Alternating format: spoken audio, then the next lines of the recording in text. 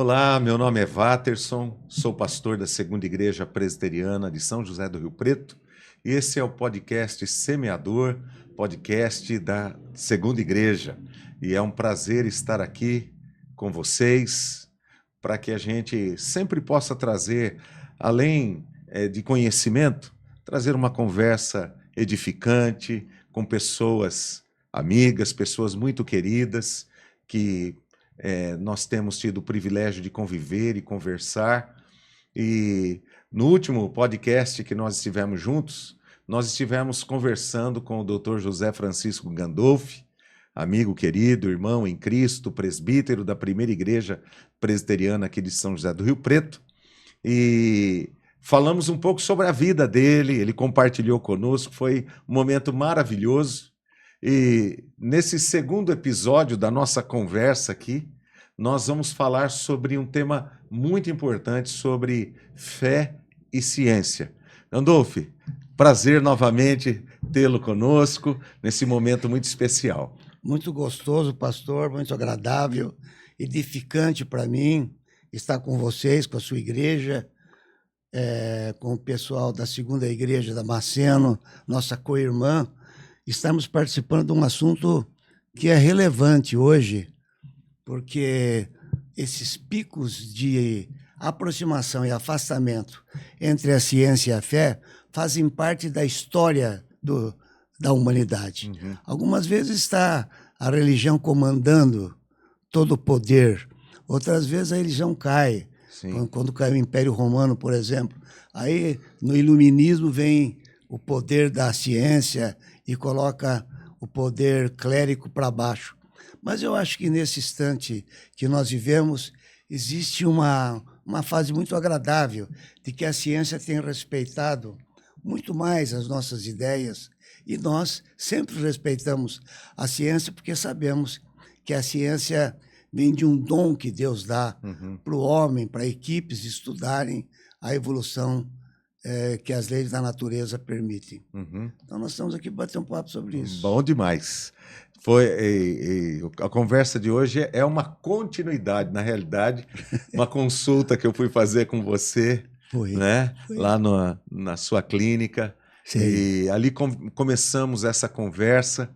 Você colocou o desejo até de compartilhar isso. Falei, poxa, você poderia vir no podcast e estar falando aí com a gente. Foi isso mesmo, foi esses dias atrás. Foi esses dias atrás. Que bom. E aqui estamos, Obrigado. né? Aqui estamos. Gostaria muito que você estivesse falando aquilo que Deus tem mostrado para você, Amém. que você tem estudado, buscado também conhecer, entender que o poder cada do vez Espírito melhor. Santo esteja intermediando as nossas conversas, nos dando lucidez, Amém. intrepidez dentro da palavra de Deus, porque a nossa intenção única é edificar as pessoas que estão nos vendo. Sim. E glorificar o nome de Deus. Sim. O que você tem para trazer hoje para a gente que... O que está revolucionando tudo é que alguns estados dos Estados Unidos, em 1987, fizeram um movimento junto à corte americana para que o criacionismo fosse tirado do ensino de todas as escolas públicas dos Estados Unidos. Com o apoio de 72 ganhadores do Prêmio Nobel, com 17 academias de ciência a favor, a Suprema Corte Americana decidiu por tirar do ensino das escolas públicas americanas o ensino do criacionismo, dizendo que era um dogma, era uma doutrina, era uma religião. Isso foi em 1987. Obviamente que eu entendo que tudo isso aqui é uma atividade da gente, como cristão, de apologética. Nós estamos defendendo, junto à ciência, uma fé que nós cremos, Sim. Absolutamente. Então, a posição americana dos religiosos defensores do criacionismo veio à tona imediatamente. 3 anos depois, foi criado o design inteligente. Eu diria que é apologética, não é ciência, porque o design inteligente usa o que a ciência já fez e o que a Bíblia falou, o que ia acontecer. Então, o design inteligente é o estudo de que essas coisas maravilhosas da natureza, essa complexidade do mundo, essa complexidade biológica dos seres vivos, não pode ter sido criado aleatoriamente, por acaso. Mas mesmo que você queira forçar, não tem jeito. Mesmo que você creia que esse design inteligente não seja o nosso Deus, seja um outro Deus, mas que tem que ter alguém inteligente e não o acaso criado todas essas coisas. Sim. Então, o design inteligente acabou sendo um movimento americano que pegou quase todo mundo, e esse design inteligente ele se repousa em 3 pilares importantes. A antevisão de Deus. Deus vendo antes todos os acontecimentos. 2, a complexidade irreversível. As coisas são tão complexas, o que você quiser pegar na natureza. Vamos pegar o corpo humano, que é meu caso, de médico. Elas são tão complexas que é uma complexidade e que ela não volta. Ela é uma complexidade que ela foi criada assim e se mantém. Por exemplo, o autor desse livro, ele diz, uma ratoeira, uma coisa simples. Ela é feita de algumas peças, uma base, uma molinha e tal. Se ela for feita por etapas aleatórias, enquanto ela não estiver completa, ela não funciona. Então, se você pegar o ser humano, o olho, que é um negócio extremamente complexo, não, ele foi criado paulatinamente, por acerto e erro, como diz Darwin, e aleatoriamente. Não teve inteligência de ninguém. Então, teve muito tempo que o homem era cego.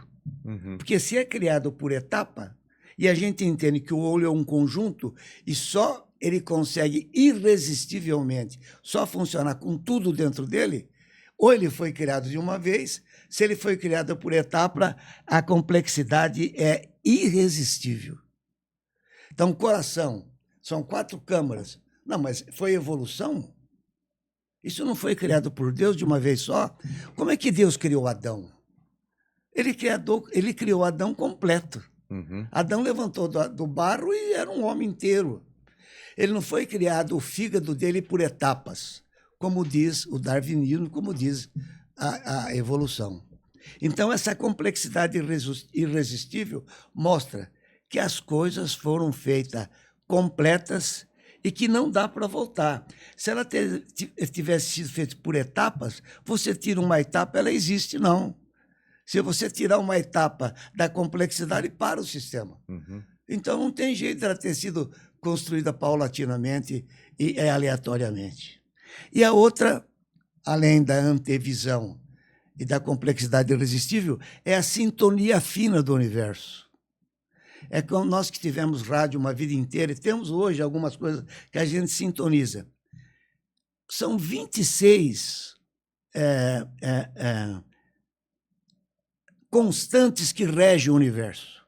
Dizem que agora tem 30, mas vamos por 26. Essas 26 constantes têm que andar numa sintonia de um fio de cabelo, senão o universo acaba. A gravidade e tantas outras.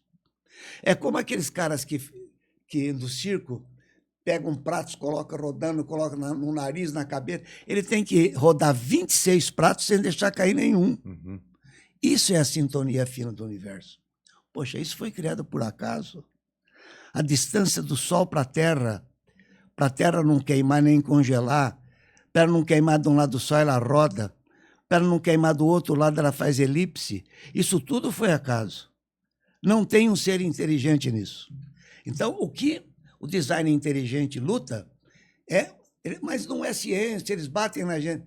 Ninguém quer falar que é ciência. Nós vamos mostrar para vocês que a ciência que vocês descobriram e provaram já estava escrito antes. Literalmente. Não é forçar a barra. A Bíblia não é um livro de ciência. Nós não estamos preocupados. A Bíblia não precisa da ciência.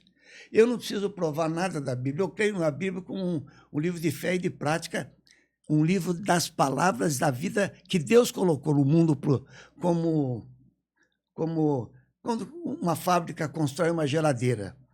te dá um manual. A Bíblia é o manual do construtor. Ele fez tudo e deu a Bíblia. Nós temos hoje a Bíblia e o discernimento é pelo Espírito Santo. Então, eles querem levar a discussão para a ciência? Não é isso.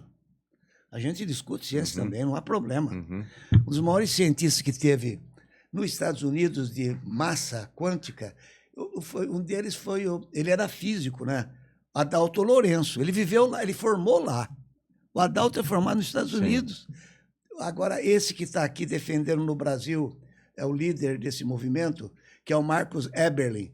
O homem ele é químico de massa quântica. Esse cara ficou nos Estados Unidos. Ele lançou o livro dele lá, nos Estados Unidos, primeiro do que aqui. O livro no Brasil chama-se A Anti-Evidência de Deus. Ele lançou nos Estados Unidos. Na Amazon, tem 60 milhões de nomes de livro. O dele ficou entre os 1000 mais vendidos. Puxa vida. Nos Estados Unidos. Então, não é brincadeira, é livro de ciência. Ele é cientista. Eu não sou cientista. Nós estamos discutindo como fé na Bíblia. Então, a Bíblia não precisa da ciência para a gente crer nela. Eu não vou pegar um dado científico e por isso eu acredito na Bíblia. Lâmpada para os meus pés é a tua palavra e luz o caminho. Então é o seguinte, e luz para o caminho. Mostra que a palavra de Deus ilumina nossos pés no presente e para o nosso caminho no futuro. O que nós nos pegamos é a palavra de Deus só. Isso é tudo para nós. E em 2 Timóteo, nós temos também uma colocação assim, no capítulo 3, de 16 a 17. Toda a Escritura é inspirada por Deus e útil para o ensino, para a repreensão e para a correção, visando a capacitar o ser humano para toda boa obra. Isso é a palavra de Deus. O que nós estamos discutindo com a ciência é o seguinte: nós temos um livro que Galileu Galilei, um dos maiores cientistas do mundo, que descobriu o heliocentrismo, que provou para a igreja que quem rodava era a Terra e não o Sol. O Sol, o heliocentrismo, o Sol é centro de tudo, a Terra que roda em torno dele. Até lá, 1700 e pouco, ele estava o inverso. Dizem que ele foi excomungado, que agora João Paulo II voltou a pedir desculpa para ele. Mas o que ele disse? Esse cientista, que é um dos maiores, fez o telescópio, ele disse: eu conheço 2 livros. Um se chama Natureza e outro se chama Bíblia. Os 2 foram escritos pelo mesmo autor, que se chama Senhor Deus, e não tem jeito de ser incompatível. A natureza com a palavra. Isso é cientista falando.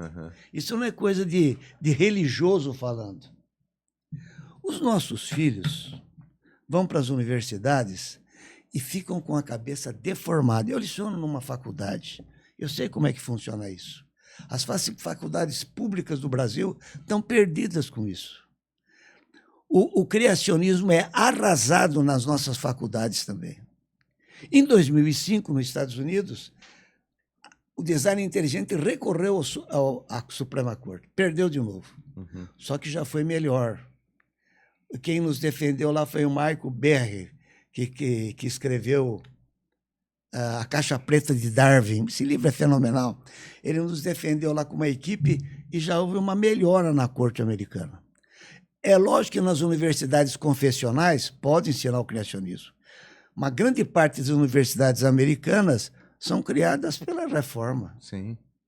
Inglesas também. Na Suíça, então, quase todas. Então, lá ensina-se. Mas nas públicas está proibido. Um dos maiores microbiologistas do mundo chamou Louis Pasteur.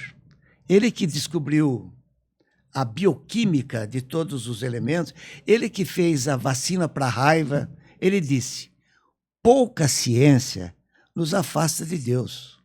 Olha, desafiando a ciência. Mas boa e muita ciência nos aproxima de Deus. Ele fala: vem ciência. Porque cada vez nos vai aproximar mais, porque o que vocês fazem de maravilhoso, como nós vamos ver aqui, está tudo na palavra de Deus. E eu creio o seguinte, pastor, que à medida que a ciência avança, ela vai cada vez mais comprovar que a Bíblia já falou. Sim. Nós vamos ver exemplos claros aqui. A ciência dos homens tem produzido grandes evoluções. Nós não negamos isso. Em 1950, nós vivíamos vida média no Brasil 48 anos. Hoje nós vivemos uma vida média de quase 78 anos. O que é isso? UTI, antibiótico, tecnologia. Isso não é contra Deus. Sim. Isso é Deus dando oportunidade para o homem se cuidar, dando para outro homem a inteligência de descobrir penicilina, raio-x e outras coisas. Então, a verdade que nos guia é a palavra de Deus. Mas nós não somos contra a ciência. Nós não estamos brigando, nós não estamos jogando pedra no Darwin, não. Teve coisas que o Darwin fez que foram boas. Mas o que o Darwin não fez foi ter a humildade de dizer: eu não consegui pôr na minha teoria a biogênese, como começou a vida. Ele não pôs. Sim. Ele põe o seguinte, para ser contra a palavra de Deus, ele põe que é uma ameba há 14,3 bilhões de anos. A ameba é um ser unicelular. Evoluiu para o homem hoje, tem 30 trilhões de células. Pô, peraí, poxa. Quanto mais você deixa o tempo longo, quanto mais bilhões de anos que eles falam, mais ele encaixa as verdades deles lá dentro. Por exemplo, o rato na ratoeira. Perguntaram para eles, o rato vai criar um capacete para se livrar da ratoeira? Ah, pode ser, isso é evolução. Daqui 1 trilhão de anos. Ah, vamos esperar. Então não tem jeito. Não dá para discutir assim. Nós somos de um mundo novo, de uma terra jovem. Nós defendemos isso por quê? Porque o que está acontecendo hoje é que tem algumas igrejas que estão querendo fazer uma política de boa vizinhança. Vamos fazer o seguinte, vamos fazer o evolucionismo teísta. 13 bilhões de anos, quem fez o Big Bang foi Deus. Mas eu sei, mas e 1, 2, 3 de Gênesis? Tem que rasgar. Ué, o cálculo é de 6 mil anos. Sim. O homem foi formado da terra, a mulher da costela do homem. Nós cremos nisso. Nós cremos num mundo cuja Bíblia nos orienta. E que a ciência está comprovando que é assim mesmo. Agora, a Eva mitocondrial, feita em 1994, por uma inglesa, mostrou que, regredindo, chegou-se a uma mulher no norte da África. Uma só. Ah, mas não é Eva. Eu não quero discutir com vocês. Quem falou foi você. Você é ateia. Você disse e mostrou para o mundo. Está na Nature, a revista mais importante de medicina do mundo, do seu trabalho, dizendo, fui regredindo e cheguei numa. Mas você chegou numa? Então não foi ameba. Então não tem saída. Ah, quer pôr o nome de Eva mitocondrial? Pois, puseram no trabalho. Eu tenho o endereço do trabalho para quem quiser. Aí, se eu perguntar para um de vocês o seguinte, aleatoriamente, com o olho nu, sem telescópio, quem é maior, o Sol ou a Lua? Não. Uma lua cheia e o sol descendo no horizonte vermelhão. São parecidos o tamanho. Tem gente que fala que é igual. O tamanho das duas cheias. Quem é maior, o sol ou a lua? Um negócio é difícil. Vamos pegar aqui, se o pastor pudesse me ajudar nesse texto que eu não anotei, Sim. em Gênesis 1,16.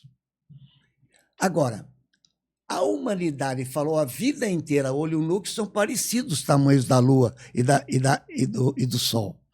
Vamos ver o que Deus falou há 5.000 anos. Deus fez os 2 grandes luzeiros, o maior para governar o dia e o menor para governar a noite, e fez também as estrelas. O maior para governar o dia. O Sol é 400 vezes maior que a Lua. É que o Sol está 400 vezes mais distante da Terra. E quando você olha, parece igual. Gênesis. Aí foi descobrir lá na frente, 1700 e pouco, que o Sol é maior que a Lua. Mas ele falou há 5.000 anos. Sim. Imagina aí. Mas o que ele falou aí não tem que fazer a intelecção. Ele disse, criei os luzeiros, um para coordenar o dia maior e um para cuidar a noite menor. Então, começa aí, já dentro da ciência, que a ciência se dobrou depois para dizer, agora diz, que o Sol tem numa superfície se distancia da Terra em 1.400.000 quilômetros. Uhum. E a Lua 380.000 quilômetros. A Lua está 400 vezes mais próxima da Terra do que o Sol. Uhum. Isso é documento astronômico. Uhum. Isso está tudo muito claro. Deus já falou bem antes. Olha, então isso é mostrando. Deus, a ciência prova que o Sol é maior, mas Deus falou há muito tempo que foi Ele que criou. Uhum. Os seres humanos são indesculpáveis por isso, porque a natureza revela, porque os atributos invisíveis de Deus, isto é, o seu eterno poder e a sua divindade, claramente se reconhece desde a criação do mundo, sendo percebidos por meio das coisas que Deus fez. Por isso, os seres humanos são indesculpáveis. A beleza da natureza revela as mãos de Deus, revela a presença de Deus. Uhum. Mas os índios não ouviram a palavra, são indesculpáveis. E não adianta, porque a natureza revela a presença de Deus. Todas as coisas do céu e da terra falam sem falar. Elas provam pela visão. Tudo o que foi feito testifica a presença de Deus. Uhum. Os céus proclamam a glória de Deus e o firmamento anuncia as obras das suas mãos. Isso é bíblico. Salmo 19. Salmo 19, 1. Uhum. Agora, vamos pegar o seguinte. Está em Gênesis 2, 7. Deus criou o homem do pó da terra, soprou o fôlego da vida em suas narinas e fez a alma vivente. Foi da terra mesmo. A ciência descobriu agora. No nossa Via Láctea, que é o nosso, são milhões de planetas. Um é Terra. Somente a Terra tem os 30 elementos da tabela periódica necessárias para a criação de um ser humano. Espera aí, por que não fez em Marte? Uhum. Quando em João 1, no Evangelho de João 1, que diz que o Verbo estava com Deus, e o Verbo era Deus, e pelo Verbo foram criadas todas as coisas, a evidência está muito clara em todas essas coisas. E a hora que ele fala que Deus criou o homem da terra, é da Terra mesmo, porque agora a ciência provou que somente um planeta como a Terra tem os 30 elementos essenciais da tabela periódica para que o homem necessita. Pô, mas espera aí, isso é ciência, eu estou dizendo que eles descobriram. Vamos falar agora um outro tópico. O que nós estamos falando no início? Algumas coisas que estão na Bíblia e que a ciência já descobriu, mas que lá atrás já tinham sido falado. Circuncisão. Então, em Gênesis 17, 10 a 14, o texto é muito conhecido, Deus, na teofania, chama Abraão e fala: o pacto da aliança com o seu povo vai ser a circuncisão em todos os seus filhos, filhos de escravos e tal. Uhum. Era o pacto de Deus. E Abraão, só que tem um detalhe no texto bíblico, em todas as Bíblias, no 8º dia. Uhum. Mas espera um pouco, senhor, o senhor está com brincadeira. Isso daí é força de expressão. Que 8º dia é esse, meu Deus? Para quê? Eu não posso fazer no 5º dia, eu não posso fazer daqui um mês.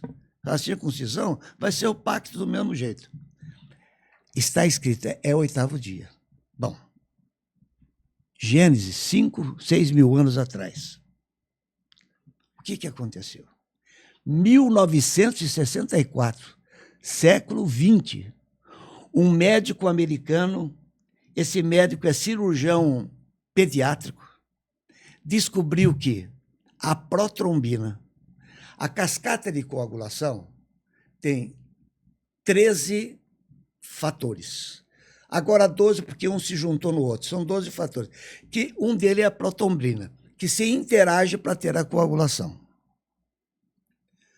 Esse médico americano, ele, em 1964, provou cientificamente, e está em todos os livros, está no Gaito, está no Cécio, isso está em todos os livros de medicina, que no 8º dia, é a plenitude da coagulação. A criança nasce sem vitamina K, as bactérias do intestino dela começam a fazer a vitamina K. A vitamina K, quem estimula a protrombina na cascata de coagulação, e no 8º dia, 110% da protrombina está pronta. Não, mas o senhor está brincando. Não, eu não estou brincando. Eu peguei os livros aqui que estão escritos isso. O médico se chama Macmillan, esse americano de 1964. O que ele provou e a ciência provou, estava escrito na Bíblia. Uhum. Deus é tão zeloso que ele falou, Abraão, é o 8º dia para não sangrar. Imagina se Abraão sabia alguma coisa sobre isso. Mas nada, que ele obedeceu. Simplesmente obedeceu. Deus mandou, estou fazendo. Estou fazendo. O que aconteceu com relação à circuncisão? Uma criança nasce com 3 quilos, em média. 8% é sangue do peso. 8 vezes 3, 24, 240 ml. Então, uma criança tem dentro do sangue, a hora que ele nasce, 250, depende do peso, até 300 se for mais pesado, até 200 ml de sangue. Se você fizer a circuncisão fora do 8º dia, antes, essa criança vai sangrar, porque ela não tem os fatores de coagulação prontos. Por isso que hoje no mundo, todo nenê que nasce, a sua mulher enfermeira sabe disso, aplica na hora do nascimento uma vitamina K na coxa da criança. Porque ela nasce sem. Agora descobriu. Uhum. Então o que acontece? Se faz uma circuncisão no tempo de Abraão, fora desse período, com a coagulação ainda imatura, a criança ia perder muito sangue. Ela tem 250 ml só. Qualquer ser humano que perca 20% do seu sangue por um acidente, entre choque hipovolêmico e morre. Então vamos calcular 20% de 250 ml. 50 ml. É isso. Se esse nenê perde isso na circuncisão, ele morre. Uhum. Olha o cuidado de Deus com o seu povo. Ele fala o dia porque ele que fez. Então, meu Deus, Deus sabia de coagulação há 6.000 anos atrás. Nós sabemos nesse século. Mas, Gandolf, não, eu falo para vocês, então, que são médicos. Está no livro de Tratado de Fisiologia do Guyton. É o livro mais usado em qualquer faculdade de medicina. E no Tratado de Medicina Interna do Cécio. Procurem lá, vocês vão ler o que eu estou falando sobre o judaísmo e o 8º dia. Uhum. Quem descobriu foi a ciência. O cuidado foi de Deus.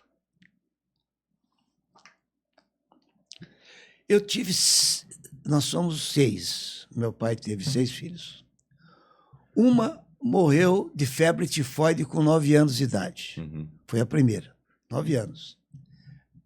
Febre tifoide é uma doença por uma bactéria infecciosa, diarreia, vômito, febre, sem antibiótico, morre.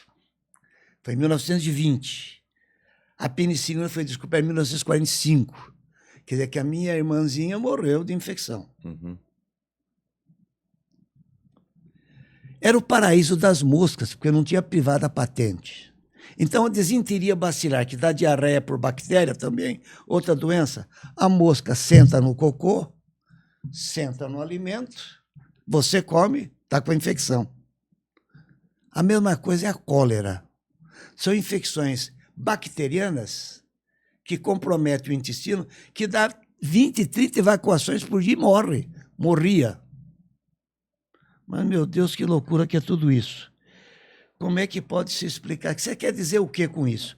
Eu quero dizer que no deserto, quando o povo estava saindo do Egito, Deus se preocupou muito com esse povo.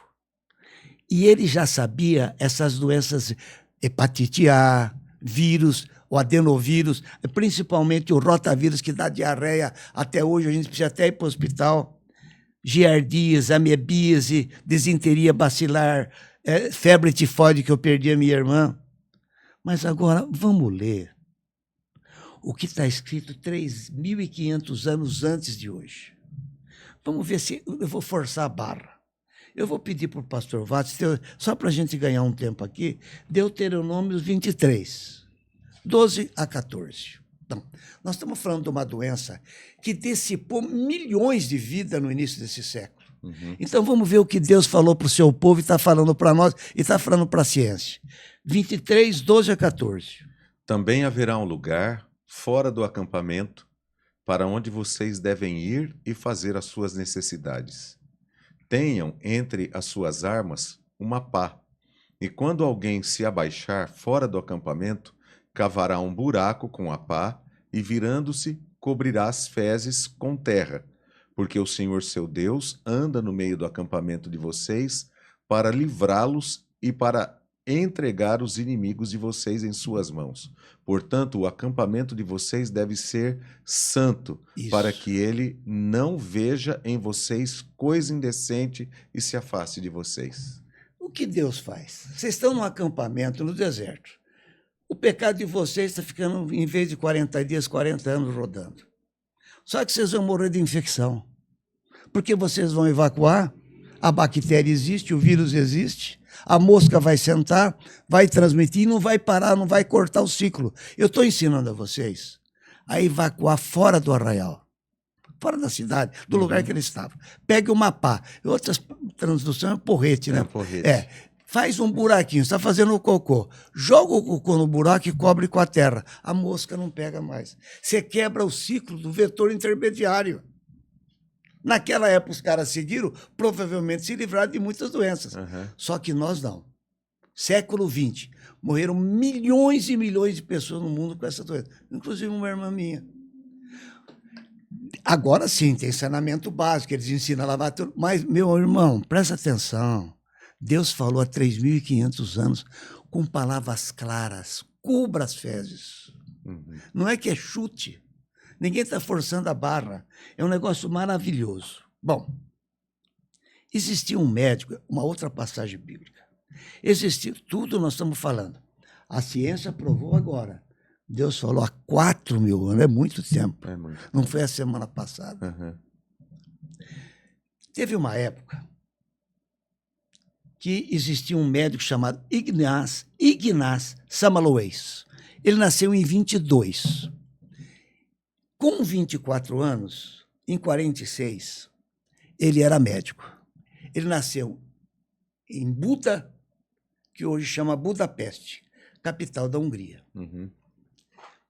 Ali perto da Hungria tem a Viena, que é a capital da Áustria. Eu tive o prazer de conhecer Viena. Budapeste, não. Esse médico é chamado por um amigo patologista para ir mudar para Viena, como médico, porque ela estava tendo um surto na enfermaria da maternidade, que as mulheres tinham nenê e mais ou menos 20% das mulheres tinham nenê e morriam de infecção. Uma loucura. 1826, mais ou menos. 1830. Esse médico mudou para lá. Foi para a maternidade e começou, um homem inteligente, a observar. Observava. Só que os partos que as enfermeiras faziam não morriam. Os partos que os médicos faziam morriam. Isso chamou a atenção dele. Falou, me mostre a rotina das enfermeiras. Mostraram. Me mostre a rotina do médico. Ele foi pesquisando tudo. Um amigo dele, que ele fez um amigo lá em Viena, uma das parturientes morreu e eles foram fazer a necrópsia para ver se descobria, porque estava morrendo muito e não tinha antibiótico. Esse cara morre, pega a mesma infecção, é a febre da parturiente e morre, o médico. Ele falou, tem alguma coisa a ver. Na autópsia ele se contaminou. Então vamos fazer o seguinte, eu vou pôr em cada enfermaria, em cada porta de entrada de enfermaria que as mulheres grávidas estão, um líquido que um funcionário vai jogar para o médico lavar a mão. É hipoclorito de cálcio. Você vai levar a mão com sabão e vai jogar esse líquido e vai entrar para... A hora que você sair da sala de autópsia, eles iam todos lá ver, para ver se descobrir a causa. Você não entra mais lá, sem se lavar. você vai pôr um jaleco e vai lavar as mãos muito, e eu vou ficar olhando. Isso criou um problema grande, porque médico é vaidoso. Ele submeter a ordem de um outro é duro. E a verdade para o médico é menos importante do que a sua vaidade. Ele é muito vaidoso. Mas lavaram as mãos. O governo exigiu, eles cumpriram. A mortalidade, que era 20%, veio para 1%. Ignaz Samaluey foi diretor clínico do hospital. Subiu. Os médicos se revoltaram com ele e mandaram ele embora do hospital. Que coisa. Ele voltou para a cidade dele, enlouqueceu e morreu num hospício. Isso é a vida. Isso é o médico. Mas, Gandolfo, você está contando isso para dizer o quê? Eu estou contando isso para dizer que, se eles tivessem a palavra de Deus como um livro de fé e de prática, eles tinham descoberto isso antes. Vamos ler aí, pastor, por favor. O senhor está me ajudando muito, que adianta a palavra. Vamos ver aqui. Bom, eu não anotei aqui. Tudo bem, mas não há problema. Isso está em Levíticos, ou está em Números? Está nos dois. Vamos em Números primeiro, a lavagem da mão, em Números...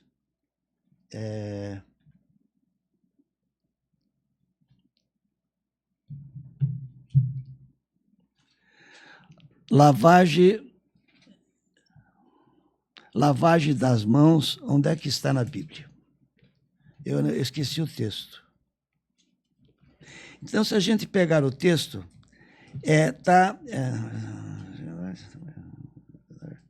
Números 19, 11 e 12.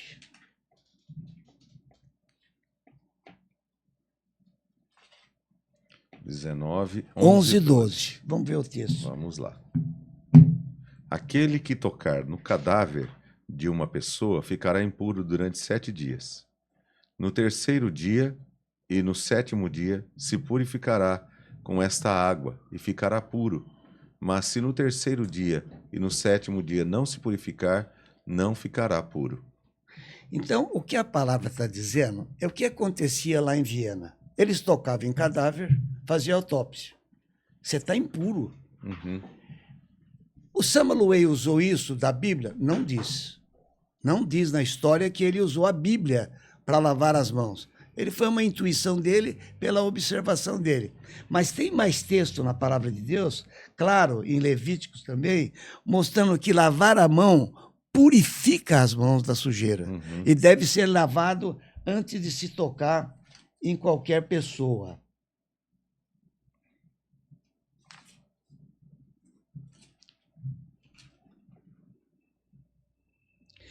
Levíticos 11, 32. 11, 32. E tudo aquilo sobre que cair qualquer um desses animais, estando eles mortos, ficará impuro, seja vaso de madeira, roupa, pele, pano de saco ou qualquer outro instrumento com que se faz alguma obra. Deverá ser posto em água e ficará impuro até a tarde, depois ficará puro. Então, a palavra de Deus sempre diz, e tem mais outros textos, de que você deve se higienizar depois que você tocou num doente ou que você tocou num cadáver. Quando Samaluey fez isso, ele resolveu o problema. Mas o grande problema é que a vaidade dos homens é maior que a verdade. E ele foi demitido do cargo por ciúme e acabou enlouquecendo por causa disso. Então, aí mais uma passagem bíblica que mostra claramente a presença de Deus cuidando do seu povo e respeitando o corpo que ele mesmo criou. Agora eu queria falar, pastor, de algumas antevidências.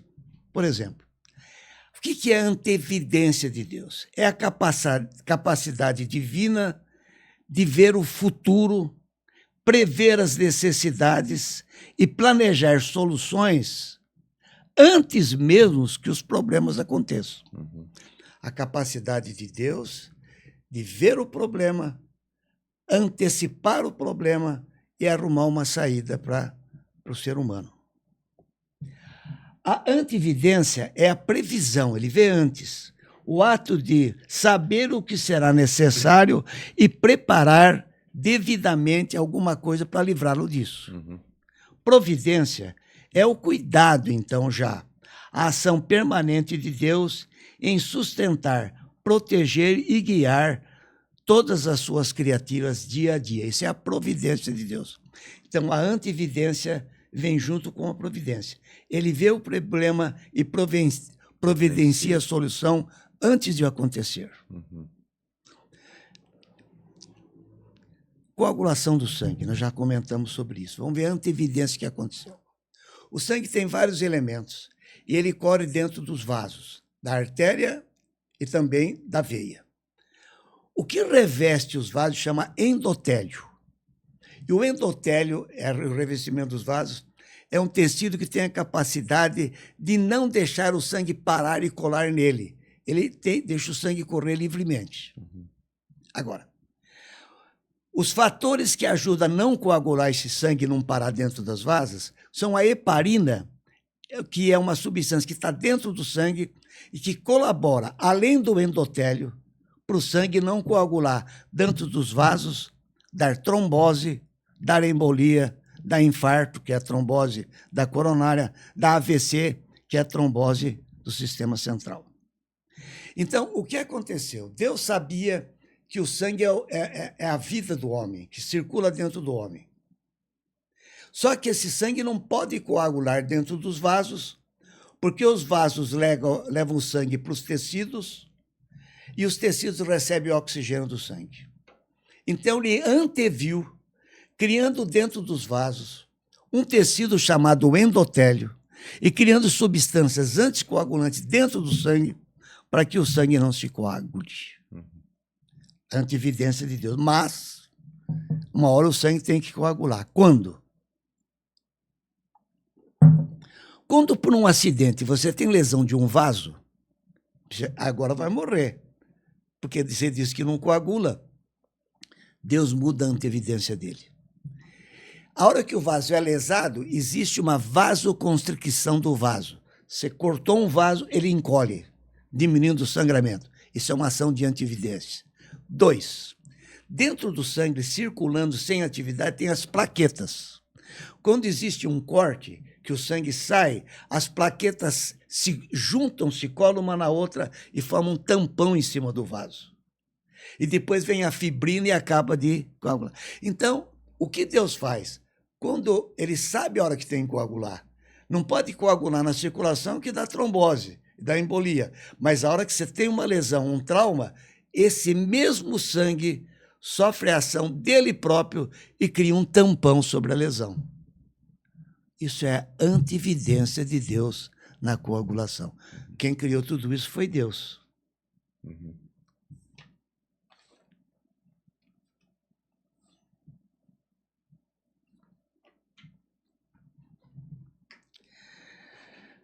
Deus, quando ele criou o mundo, não está na Bíblia que quem criou todas as coisas foi o Verbo, né? Mas nós vamos criar o homem, foi decisão de Deus. E ele criou o homem, criou a mulher. Nós vamos pôr aonde, Pai? Nós vamos pôr no planeta chamado Terra. Mas, Pai, a temperatura do universo é menos 274 graus centígrados. Esse planeta está lá solto.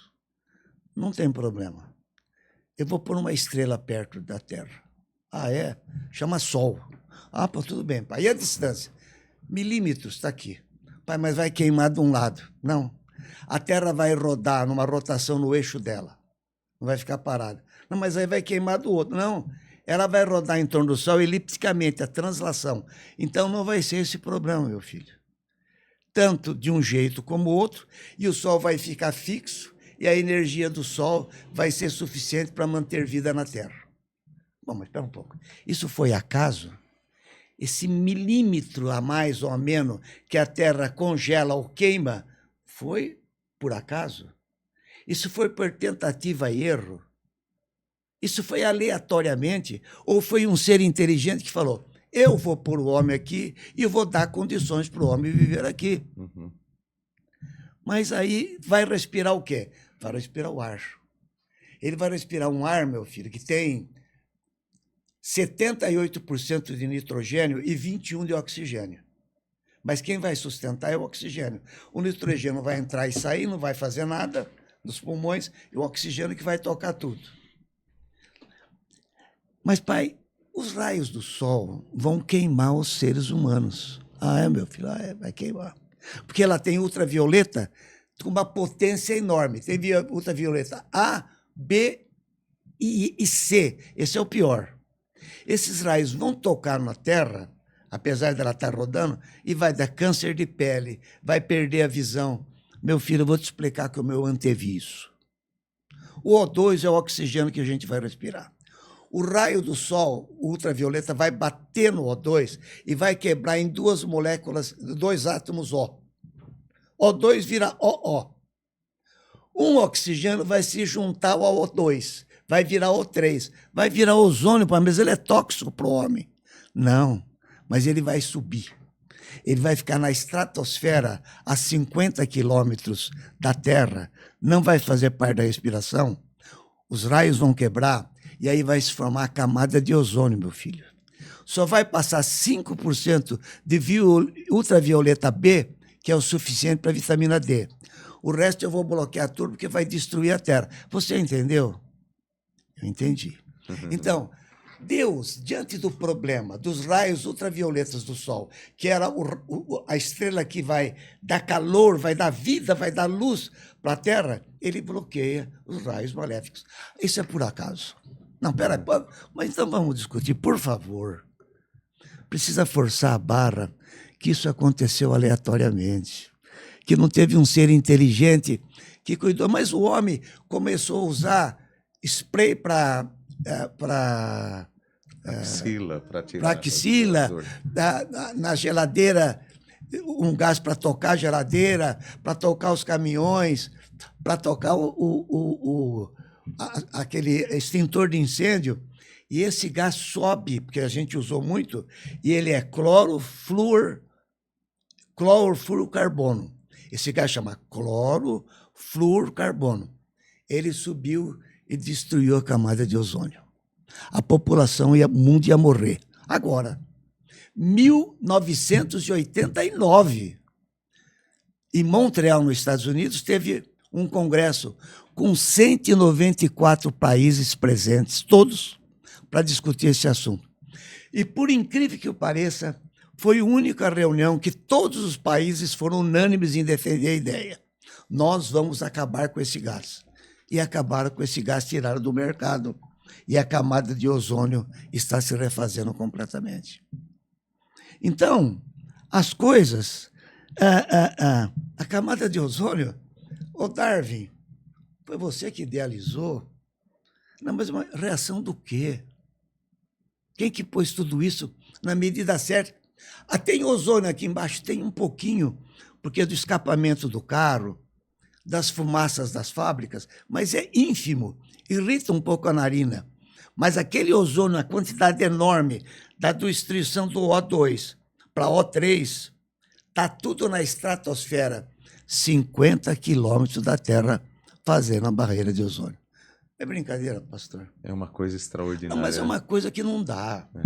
Você fica tão ansioso de falar, para, por favor, acredite nisso, meu Deus. A ciência está aí. E é uma loucura não crer, mas a vaidade humana. Você precisa tirar Deus da história, você precisa tirar Deus da vida. Estão tentando tirar. De todas as maneiras, porque se você admitir a existência de Deus, aí a sua vida precisa mudar. E você não quer. Não Se quer. a autonomia... não quer. Isso, Deus não pode, Deus tem que ficar de fora. Olha, o polo ártico é o polo norte. Lá é menos 40 graus. O polo sul é o polo antártico. É menos 80. O que acontece com os rios e lagos? Congelam tudo. Eu estive em Chicago, no lago de Michigan. O Chicago fica lá perto do Canadá, né? Lá em cima. Sim. Congela tudo, anda caminhão por cima. Mas, meu Deus, congelou os mares, congelou os lagos. Mas e os peixes, e os plânctons, e as plantas marítimas, tudo vai morrer. Meu Deus, que tristeza. Eu estou antevendo, meu filho. Essa coberta grande de gelo vai ser térmica. Não vai deixar o frio entrar na água. Então, vai ser preservado toda a população que está embaixo da água. Mas o gelo é uma capa térmica, vai ser uma capa térmica. E a ciência provou. É o único líquido, a água, que de líquido para passar para sólido, em vez de afundar, ela boia. O gelo boia. Se você pegar o cobre líquido e congelar, ele afunda. O que você quiser pegar, que é líquido e transforma em sólido, ele vai afundar. O gelo sobe, para não contaminar o fundo dos rios. Lá em cima ele bloqueia o frio para não entrar. Mas, meu Deus do céu, que antevidência é essa? É uma atrás da outra. É uma loucura total. Outra antevidência. Essa é linda. O homem, na relação sexual, ele ejacula mais ou menos 40 milhões até 100 milhões de espermatozoides. Uns saem no ato sexual, outros morrem, mas eles caminham por dentro da vagina e entrando dentro do colo do útero, entrando no útero, para ir nas trompas, nas tubas uterinas. Desses 40 milhões, 50 milhões, chegam vivos em cada trompa, em cada tuba uterina, 400 mais ou menos de cada lado. A mulher já nasce com óvulos. A mulher, quando ela nasce, nenê, ela tem 2 milhões de óvulos dentro dela, dentro dos ovários. Uhum. E a cada ciclo menstrual, um ovo vira óvulo, ele amadurece. Ele sai do ovário, a trompa que se mexe pega ele, é o óvulo fecundo, e o espermatozoide vem pelo útero na trompa e fecunda no terço distal da trompa. Ali é fecundação. Depois ele sai da trompa já fecundado, vai dentro do útero, tem anidação, ele se fixa dentro do útero, faz a placenta e cria-se o ser humano. Você está falando por que isso? Pelo seguinte, quando desses 400 espermatozoides de cada lado vem um óvulo, é pego pela trompa, o espermatozoide vem, entra, e nós vamos ver na fotografia dela, que vai ser apresentada agora. A hora que o espermatozoide entra um só dos 400. Aquele buraquinho se fecha com fosfolipídio e nenhum outro consegue entrar. Todos têm a crocina, todos têm a hialuronidase para romper e entrar, ninguém entra mais. Mas quanto, Gandolfo? Frações de segundos. Não entra. Entrar 2, morre o óvulo. A hora que o espermatozoide entra, está nas fotografias, nós vamos ver. Sai um feixe de luz. Eu sou a luz da vida. Eu sou a vida. Eu sou a luz. Está no mesmo texto lá de João, de 1 a 4. Mas é por isso? Eu não sei se é por isso. Que a luz está lá, está. A luz está lá. Haja luz. Haja luz. Haja vida. Haja vida. Então, veja bem, aí só tem que ter um detalhe muito importante. O espermatozoide é uma célula. Ele tem a cabeça onde está o DNA. Isso que vale. Que é a hereditariedade, que ele vai juntar com o DNA do óvulo. Uhum. O citoplasma dele é o corpo dele, ele tem a cauda. Quando ele entra dentro do óvulo, o citoplasma fica para fora, só entra a cabeça. Só entra o DNA. Meu Deus, e a mitocôndria, o lipossomos, os ribossomos, o ergastol, não entram. Tudo vem da mãe. Olha que loucura. Olha essa loucura que essa médica descobriu, que nós acabamos de falar. Mas então, toda a mitocôndria que tem no ser humano veio da mãe? Toda. A mitocôndria tem um DNA também, que não é aquele do núcleo, ele não participa da hereditariedade, mas ele forma proteínas para dar energia à célula, porque é a mitocôndria que dá energia para a célula. O ribossomas faz a proteína. Então, dentro da célula tem um núcleo onde tem o DNA da mulher. Vem o DNA do homem, só entra ele. Entra dentro do núcleo e faz o nenê. Só que tem um detalhe. esse núcleo não pode ser hermético, porque toda a informação sai do DNA. Então, o que Deus fez? O DNA do núcleo forma o RNA mensageiro. O núcleo fala para o RNA mensageiro: pega essa fórmula de proteína, sai do núcleo, porque eu não posso sair, porque eu sou muito grande. O poro do núcleo só deixa você sair. Você sai, leva para os ribossomos e fala para ele fazer essa proteína, essa. Então, o RNA mensageiro sai de dentro do núcleo, é menor, ele é uma fita, ele vem dentro do citoplasma, está dentro da célula ainda, vai numa organela chamada ribossomas e fala: faz essa proteína que é para o fígado. Vem a fórmula pronta. Que coisa extraordinária, né? Peraí. Pelo amor de Deus, não façam isso com Deus. Não é possível. Então, o DNA fala: eu não posso sair que eu sou grande, por esses furinhos do núcleo. Vai você, RNA, que eu vou fazer mensageiro. Que Deus criou. Leva essas informações mensageiras para aquela organela dentro da célula. Vai lá, replica tudo. 30 trilhões de células, assim, com uma coordenação ímpar, com uma coisa que assusta até os mais crentes. Eu fico maravilhado com o que Deus faz com tudo isso. É uma coisa que deixa a gente... Por isso que a Caixa Preta de Darwin, que foi escrita por Michael Halley, em 1996, foi o seguinte: a hora que tinha um microscópio óptico, 1800 e pouco, ele aumentava 4 vezes, era a luz natural que vinha. Punha o tecido, punha as lentes, chegou a aumentar até 400 vezes. Microscópio óptico. Mas, em 1857, um cara chamado Thomson, J.J. Thomson, Joseph John Thomson, descobriu o elétron, que rodava dentro do átomo, com uma energia louca, uma potência energética. Ele descobriu aquilo, um outro cientista logo em seguida falou: espera um pouco, se eu usar essa energia no microscópio eletrônico que vem do elétron, vai ser uma loucura para ver. E esse cara ganhou o prêmio Nobel. Esse outro, o que descobriu o elétron, ganhou. O que descobriu o microscópio eletrônico, ganhou também. E ele só ficou pronto para ser aplicado ali pelo final da Segunda Guerra Mundial, 1940, 45. A hora que puseram o tecido no microscópio eletrônico, a força do elétron queimou o tecido. Não vai dar certo. É tanta energia, foram adaptando e conseguiram chegar no ponto comum. O que o microscópio eletrônico vê? O óptico aumentava 400 vezes, ele aumenta 1 milhão. Puxa vida. Então, a hora que entrou dentro da célula, que ninguém sabia nada, 100 anos atrás, falou: meu Deus, olha que maquinário que tem aqui. É um maquinário que assusta o mundo.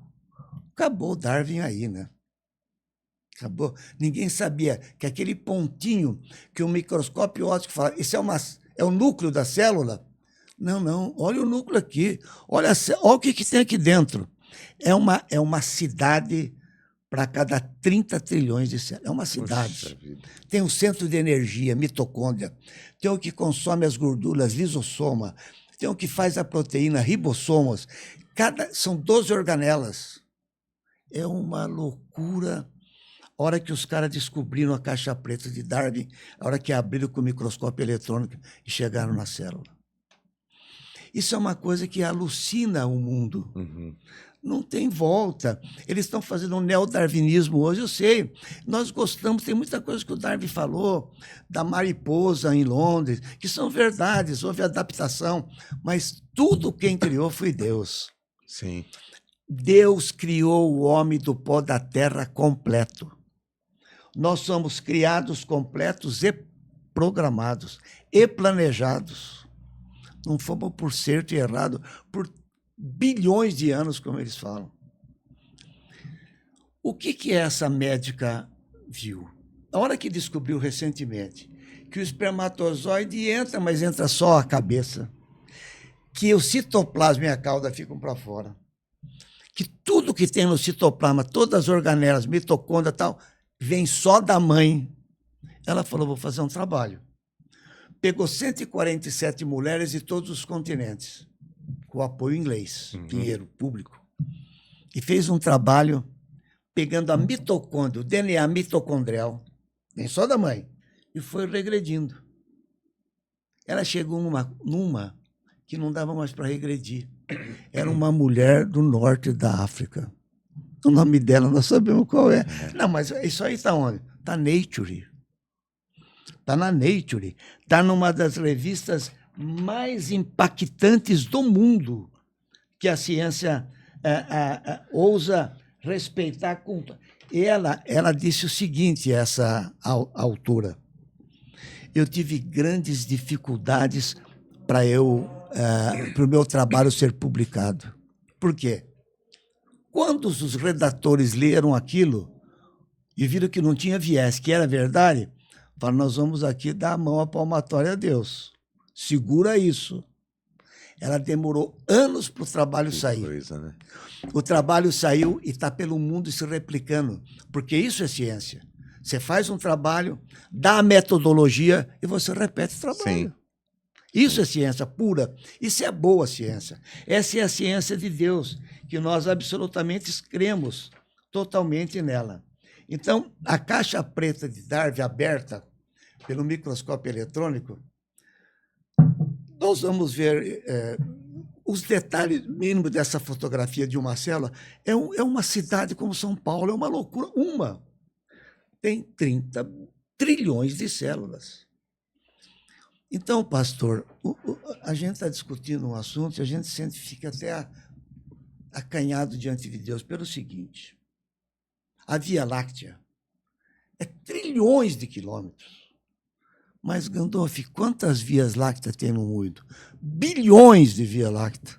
Nós estamos discutindo. Quem que sou eu para falar disso? Eu estou replicando o que eu li. Uhum.